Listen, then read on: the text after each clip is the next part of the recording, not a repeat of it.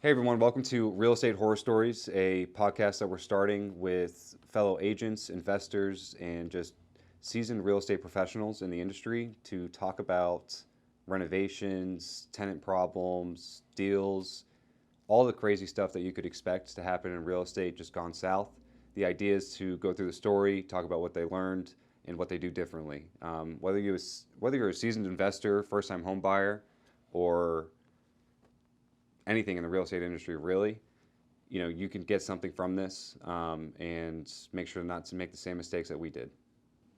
So, for the first episode, it's just going to be first couple episodes, probably just going to be me talking about my first 2.5 years of real estate, the crazy things that I've seen, and some of the crazy deals I've been a part of that have either fallen apart or we've made it happen and made it work. I got a couple good stories to get us going, and it's going to be actually one from my first 6 months in the industry. Yeah, so you told me a lot about this before, but I haven't heard Yeah. the full story. Yeah. So I'm excited to hear all about it. All I know is that the roof was not actually a roof. So I'm curious to see what really went down in this. Yeah, so just to give some background, I met this client from somebody else who had come into my open house. We did an open house out in DeLand, about 45 minutes north of Orlando, if you're not familiar with Florida. Great house. It was a renovation actually done by Ian. Okay. Ian is one of our contractor friends. We source a lot of deals for him. He mainly deals in flipping homes. So, we find distressed homes for him. He lets us sell it to him, and then our payment is we get to list it, and he'll pay us a full commission at the end. So this house in DeLand, it was beautiful. It was a 1960s home. It was unfortunate the owner's husband had passed away, and he was disabled, and she was in her late 70s, and she couldn't take care of the house anymore.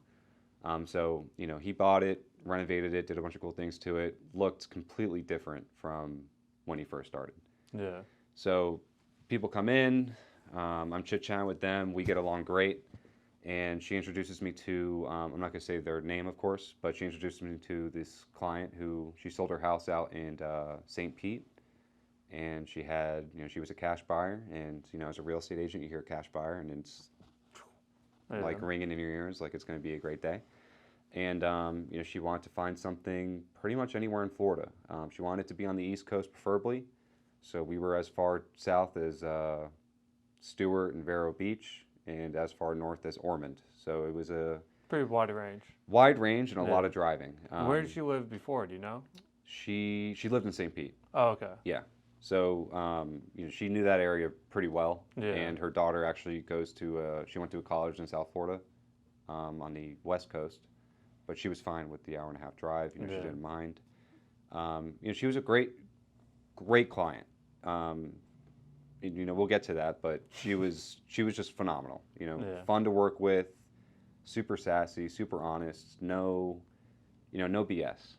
One of the ones that you love. Yeah.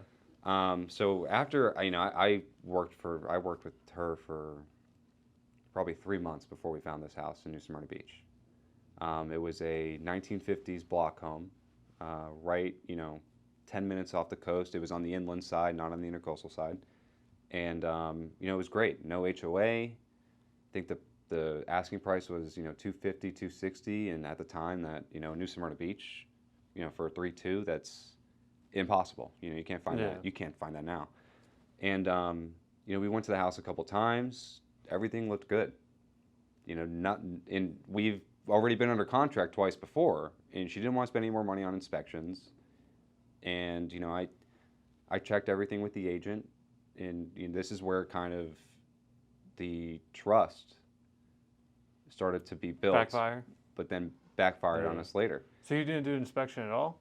No, I pushed for it, and I told her, I'm like, it's an older home. They've said that they've done, they said they've done all these things. There were a list, and like when you get something done on a house, you get like a bag of permits, and showing the kind of the plans that they're going to do, before they're approved.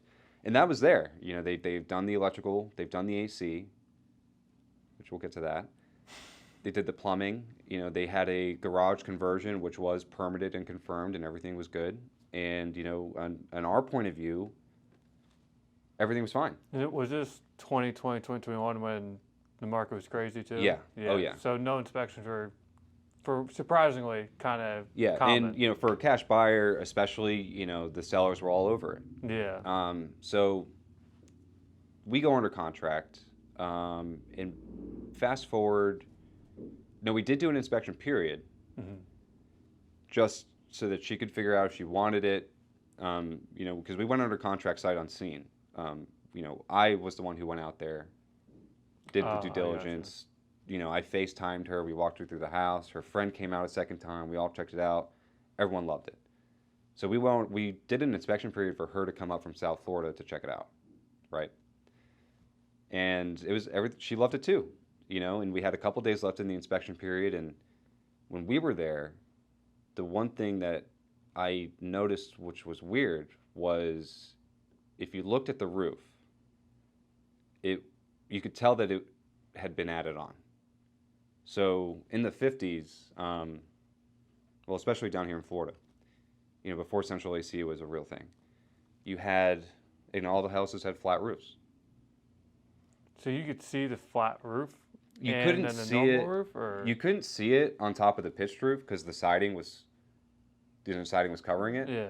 But I could tell that it just didn't look right, like it wasn't symmetrical in any way. And I've seen plenty of older homes where they've added these pitched roofs and it looks fine because they do it right and they pull their permits and they get an engineer, and an architect, whatever. So we were out there for the second time. There was about 3 days left in our inspection period, or 4 days, and it was actually the end of May. For Memorial Day weekend. So, that's important because we'll get to that, because there was a little bit of confusion, and I was brand new, and I take full responsibility for this. You're probably like a month, 2 months into this, or? No, we went under contract middle of May. No, I'm saying like into your real estate career though. Oh, yeah, I'd started 6 months before that.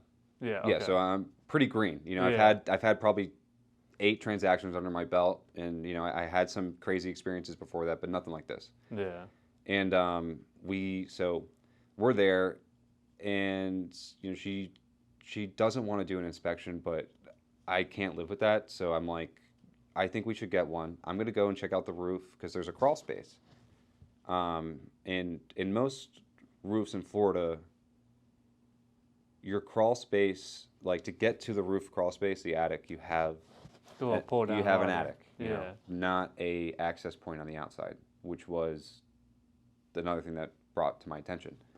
There was an access point on the outside of it? Yeah, and there was no access point inside. So no way to get to the attic on the inside. Yeah, that's... And, back in the day, if it had that flat roof, there was no crawl space Yeah, up of there. course, yeah. You didn't have AC or anything in the roof. There was no plumbing in the roof. It was all in the foundation or in the walls. So I go up to the roof. We found a ladder in the backyard. And, I'm 20 feet in the air. And they're like, can you go on the roof, please, and just check it out and let me know what you think? And if I still have the pictures, we got to put the pictures up. Yeah. So I go up there, I open the crawl space door, and the first thing I see is the original flat roof, with the shingles still there, by the way. Not like, oh, they put it back, they put a new house wrap on and supply. No, it's the original shingles were still there. And then on top of it, it is like they took a pitched roof and just dropped it with a crane and said, there's a roof. What else do we need? Yeah, that's it. That's all you need. So there was that, and then the AC. So the air handler was not, you know how you'll see it kind of in like a closet on the inside? Yeah. We couldn't find it, so we were wondering where it was. Obviously, the outside unit was still there, and it was new, so it's like, okay, great. And then we go up to the roof, and the air handler is in this fake roof, leaning like this, on the original flat roof, not strapped down, not even attached to the trusses itself, like in my townhome, the air handler is up there in the attic, but it's attached and level to the roof itself. So I'm like, red flags all over the place. Yeah. Something is not right here. So I get down and I'm like, we need to do an inspection. This was Friday. So our inspection period, in my mind, I thought ended Wednesday, not Monday, because it was a holiday. Oh. So turns out the holidays only come into play for financing and for closing. The inspection period is a straight calendar day inspection. So there is no, grievance. You can do, like on Christmas it counts. yeah, you go under contract 5 days before Christmas and you do a 10-day inspection period. You still have to count Christmas and Christmas Eve. It doesn't matter. Okay, that's good to know. So I learned that from this. Yeah. So, we get the inspection ordered for Tuesday. Inspection comes back Tuesday night. We see it Wednesday morning, which I thought was our last day. Turns out our last day was Monday. And immediately I call the agent and I'm like, hey, We're out. yeah, I'm like, this is not right. Like, and at this point too, we've already been under contract. And with a cash deal, you're not waiting for financing to get approved. So the title company will go straight into getting everything done. So they had already done the title lien search, the title search, the permit history, and all the permits came back, closed and finalized, except for 2. I imagine, let me guess, the roof and the AC? Yep. Yeah. And the roof permit was from 2008. So they had just done this within the last 10-ish years? But at the same time, that's the other thing I forgot. So they were going to actually replace the shingle roof that was there for us on the pitched roof. They were already in the process of doing it, so she got to pick her colors and do all that. And they were going to pay for it. So you tell me a roofing company came out and said, yep, we'll redo this roof, and they never once looked in and go, this isn't even attached. This isn't a real roof. Apparently not. And we had the roofing company's information, so we banged their line. We're like, guys, you're about to redo a roof that's not a roof. Yeah, you can't tell me that this roof is structurally sound and legal. And they were like, and they actually agreed. And at this point, we were already being told by the real estate agent and the sellers that no, the roof is clean, they're pulling a permit, everything is fine. We call the roofing company and they're like, we're not touching that with a 10-foot pole. Because they said, they saw it. They're like, none of this is right. None of this is okay. So it's Wednesday and I call the agent and we're talking about it and I'm like, this is not right. Like if you want us to go forward with this, we need you and the sellers, because they're a team and that's how it works. We need you guys to get the city inspector out there, pull the proper permits and close them and finalize them with city approval before we move forward. Because otherwise, this is just a basket case, a building code violation waiting to happen. And, it probably went on for 2 weeks, 2.5 weeks. Like, I didn't finish this until I was in the middle of my Europe trip. Oh, you're doing this all over Well, before, Europe. I was dealing with it before. Started yeah. before, and I was dealing with it when I was there. Wow. And so what were you doing? You're calling broker and suing? Like what? Did a lawsuit happen? Yeah. So to walk you through it, like I was trying to represent, of course, the best interest of the buyer. Yeah. And I'm fighting for it. I'm like, she wants the house. It's not that she doesn't want the house, but if that roof is truly an illegal addition, which it is, we could see with our eyes. We have eyes, unfortunately. Yeah, unfortunately, I'm not blind. Yeah. If this roof is an illegal addition, it's going to affect her insurance, and eventually, if the city finds out, that's going to be a building code violation. Yeah. And Volusia County, because it's a coastal county, does not mess around. So this whole time, they're trying to claim that this roof is legit, and they're trying to say that, hey, even if it's not legit, you're stuck with. We're gonna keep the escrow because the escrow is due. So that's what it came on to the Monday, not the Wednesday. So we got permit history from. How much was the escrow? $10,000. Oh. Oh yeah. Yeah. And we did that to soften the deal because it was a multiple offer situation. And so some background on the sellers. They live in New York. They actually inherited this property from their mother because she passed away, and they used it as a vacation rental basically. But they were tired of dealing with it and they wanted to sell it, and they only knew so much about the property. So they probably, they probably been there in a while. Probably just using it as Airbnb, whatever. Yep. Had no idea. Yeah, so they were assuring us that, this is legitimate. Like, we know our mom wouldn't do this, yada, yada, yada. Here are the files that we have. And, the permits that they pulled, were the same permits that the title company pulled. I'm like, all right, we see that. We understand this. Now pull permits for the roof addition that was done. You guys have owned the house since the 80s. It was clearly done after the fact. Yeah. Like pull the permits and pull the construction info, because there's going to have to be drawings somewhere. And, we'll move forward. It's very simple. So they failed to provide those, that information in the time that we requested, because we did request it within our inspection period already. During the real inspection period. Okay, I was going to say during your inspection period. When we ordered the inspection originally on that Friday, I also told the agent, we need information on this roof addition because clearly something's up. And I sent her the pictures. I'm like, you can't tell me, you can't tell me that this is legit. Yeah. So for about 2 weeks, we were going back and forth. I was only talking to the agent through email at this point, to keep everything on written record. And, at the end of the 2 weeks, we're like, that's it, we're out. We want our escrow money back. And they wouldn't give it to us. They said that we were outside of our inspection period and that we have no right to cancel. Yeah. And I'm like, well, we do. And at this point... Because are you able to close on a house that is that messed up? You can, yeah. With a cash deal, it doesn't matter if it has a violation or not. Yeah. And the city, so this is kind of the thing too. So where it was in New Smyrna, it was unincorporated New Smyrna, which means it defaults to the county. Mm-hmm. And we learned that jurisdiction went back and forth for 6 years. So it would be the county, and then now it's New Smyrna, and then now it's the county, and then back and forth, and then by the time we got to it, it was in the county's hands. It was? It was. Yeah.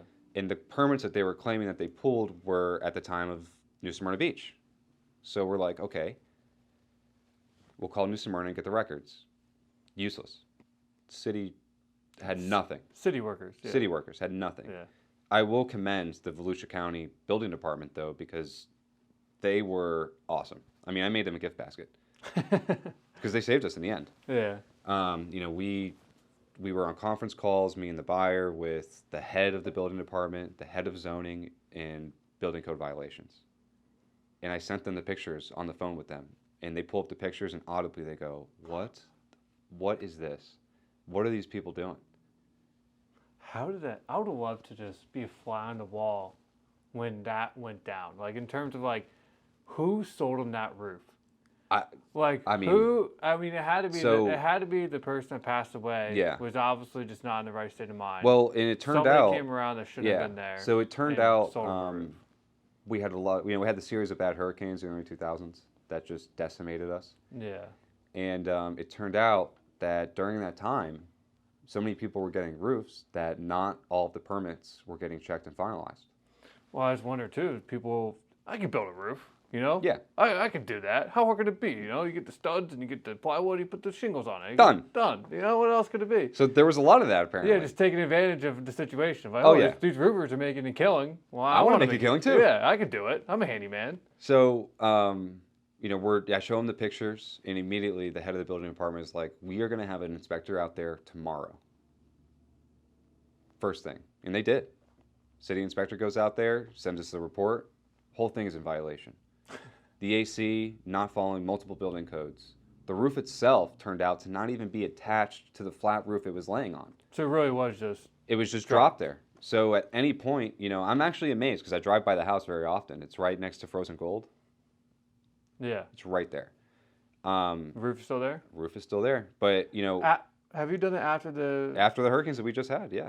Still there. And I'm not saying no. Maybe the guy knew what he was doing, man. No, I disagree. If a real Category 5 came up the coast, that roof would fly off like a scene from Twister. I guess that part of the state didn't get hit too hard. Yeah. But still, that's still impressive. It is. So, at this point too, when we were dealing with the county and the city, I haven't spoken to the agent in a week or two, because I told her I was going to get some more information and get back to her. At this point, we extended the closing to middle of July so that we would not be in violation of, if we didn't close, then it's the buyer's default and they can collect escrow. Oh, I got you. So we were like, let's not let that happen. Let's just extend the closing date and figure this out. And then if anything, we'll adjust it or, we'll cancel. So I got all the information from multiple departments in both the city and and Volusia County. Sent a very nicely worded email to the agent, the title company, because the title company was on their side, because it was their title company. Yeah, of course. And I'm like, this is what's going on. Explain the whole thing. The roofing permit that was pulled in 2007 was never finalized because, this happened. The hurricanes came and the inspectors just didn't get to it. And on top of that, there was no permit for the construction of this additional roof that was there. And you would have to pull a permit for that. Not just a roofing permit, because there's two different types of roofing permits. There's roofing and shingle, and then there's roof construction. Oh. And the roof construction is obviously, that's when you're like replacing plywood and trusses, and that's what that is. That's a whole addition. So I sent them this email, had like 20 attachments to it. Here's all the information. Here's our cancellation. Again, we're demanding our escrow back. You can't sell us a house with building violations. So didn't hear from them for 3 days. It's like all quiet on the Western Front. They're going to their brokers. They're going to their brokers and lawyers, yeah, trying to figure it out. And they hit us back with, no, we're not going to give you your escrow. It was that simple. It was a one-sentence email back from my paragraph. I'm like, okay, so you don't agree with what I said, or you don't agree that they should have the escrow back? Like, what's the deal? And they said that you're outside of your inspection period. So they kept falling back to this. They kept falling back to the inspection period. And at this point, I didn't know what to do. I talked to Tom, talked to the brokers. Nobody could give me a solid answer on how we could get out of this. And I'm not letting my buyer lose her escrow lose $10,000 for something that happened with the sellers. And the sellers from New York, so they didn't care. They just wanted to sell the house and go back home. So I ended up getting a real estate attorney to write us a letter of demands, because we went through the situation with him. Cost me $400 for the hour. Sucked, but it had to be done. And we went through it with him, and he's like, guys, you forgot about one part of the as-is contract, the permits disclosure. Oh. And I was like, oh my God. He's like, there's no time frame on that. That's what I was asking before when I said, can you close on a house with that many bad permits? Like, you can, but I'm saying like forcefully force me to. Yes. For instance, like everything goes through and then the title's clouded. I can say I'm out. Well, title is clouded. They can't give it to you. So it was still a marketable title. Okay. That was the issue. The permits didn't affect the marketable title because there was no liens or anything like that. Yeah. Because you wouldn't find that out until the title, until the title company does their lien and title search. Which would be pretty far out in the if you're doing a financing deal, that's about the third week. So your past inspection period's gone. Yeah, and you'd still be able to cancel, get your escrow back at that point. If it's clouded. If the title is clouded, yes. But if there's something wrong with the permits, it has to be something completely different. Okay. So he told us this about, the permit disclosure and how it's because they cannot properly give you information on the permits that they are claiming that they pulled, and that the fact that on the permit list, it isn't even there, you guys may have an out through that. So he wrote us a letter of demands basically and sent it to them. For them to return the escrow, or she was going to sue. Was it to return the escrow or to provide those permits that they're missing? It was either or. You either go through the process to get this roof done done right with permits, with city inspections, the whole nine, or you cancel and release the escrow. No. One simple option. One's very lengthy, and they're gonna have to tear the whole house apart basically. So we still didn't hear anything from them. They still didn't want to give us the escrow. Even after the letter of demands. They just emailed you? Nope. Pretty much. Then we were like, okay, so you want to take this to, mediation? Like, what are you telling your sellers? Do they know the extent of what? Yeah, what's going to happen now? Of what would happen? Oh, because it did end up happening, and I got to look up who owns the property now. But basically, what was going to happen is, if they didn't close, then the building department was 100% on our side. So the Volusia County Building Department was like, we will go out there if you get no traction. We will go out there and start hitting them with a $500 daily fine until they can get this fixed. All the more reason why you don't want that property. Yeah, well, that was what I was worried about. I'm like, you shouldn't have to pick up that slack. Yeah, so now if they keep fining you $500 a day, then all of a sudden you have to buy this property and you get that fine until you fix it. Yeah. Problem. Huge. Huge problem. So basically, after the letter of demands and they said no, I said, okay, I'm going to copy you on an email with the head of the building department in Volusia County, whose jurisdiction falls where that property is. And she was like, okay. I hated the agent. She thought that she was right 100% of the time. And I'm like, dude, I have 2 attorneys telling me the exact opposite of what you're saying right now. And attorneys are just a little bit smarter. A little bit smarter. A little bit smarter. We can know a thing or two, but at the end of the day, those guys went to school for a very long time to do what they do. So I copied her on the email to the building department with the building department's explanation of what's going to happen. And, it had the $500 a day fine in there. Said that they can either fix it or this is what, they'll start getting a lien. A very big lien. A very big lien. I mean, it's going to take a long time to fix that roof. Yeah, it's $15,000 a month. Yeah. And it's like, or you can spend, probably the whole project, we got a roof quote from my uncle. It's going to be a $60,000 or $70,000 roof project because they'd have to take the pitched roof off, take the flat roof off and the AC, build a whole new, basically like flat ceiling, and then build the pitched roof up. And then put the AC back in with central AC and all that, and all had to be done permitted. It was an expensive project. And after that, we didn't hear from them for a week. And then what are you telling your buyers at this point? Well, she was on all the emails, so I was filling her and everything, and I'm like, I'm because you didn't want to do anything over the phone, right? And not with the listing agent, no. Yeah. No, everything was through email and text. Yeah. Everything was documented. Everything was in writing. And at this point, we had prepared a lawsuit. Ready to serve them. Yeah. If we didn't get anything back, and that was another attorney. There was 2 attorneys involved in this, and both sent letters of demand. And on the second letter of demand, after a week of not hearing from them, after getting them in communication with the building department, they immediately sent us a cancellation. Immediately. The one the second attorney sent it like, hey, oh, yeah. we got 2 guys on you now. And at that point, because they haven't answered in so long, the building department went out there and put a giant red code violation flyer on their door and said, you're getting fined $500 a day. So they went through that anyway. Oh, they went through it. Oh, yeah, because we didn't hear anything from them, and they called us at the end of that week, and we're like, rip it. And that's just a lien on the property? Yeah. Yeah, so at this point, it's a lien to the county. We're 2 years away basically from that. Basically a fine.